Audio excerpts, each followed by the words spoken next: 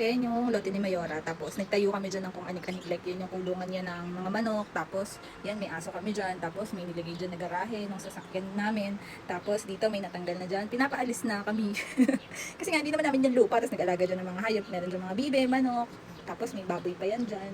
Pero, pinapaalis na kami ni Mayora. Sure! Hindi, kasi gagamitin daw yung lupa. Gagawing warehouse. Nagpaalam naman si tatay.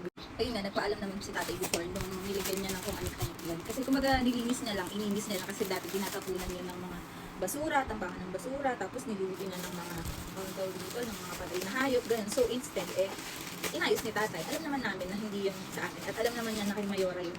Pero, inano niya lang, ininis niya lang.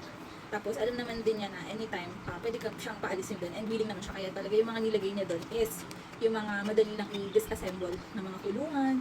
Lahat yun madaling baklasin. So, ngayon, binabaklas na niya. Kasi binigyan lang siya ng 2 weeks. 2 weeks lang yung binigay sa kanya. Nakiusap sana siya ng 1 month kasi siya lang yung magbabaklas nun.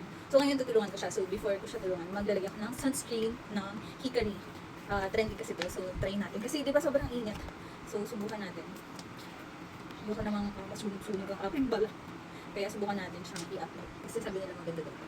So yun nga, pinapaalis na. Hindi naman totally pinapaalis. Siyempre, nakiusap na siya, pumunta siya kay Mayora. Nasabi niya, baka kung pwede, kahit 1 month.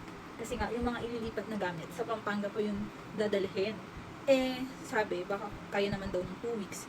Kasi susukatin na ata yung lote. Tapos, hindi ko alam, pababakuran ata kasi. Gagawin nga daw warehouse. Hindi naman sure, syempre, sa kanila na yun. Pero walang katulong si tatay. So, tulungan ko. Nakakaawa ako, mainit yung ulo. By the way, senior na yung tatay ko, no? Wala siyang katulong sa mga ganun-ganun. So, ako yung nandito, wala na akong ginagawa. Katapos ko naglinis ng bahay.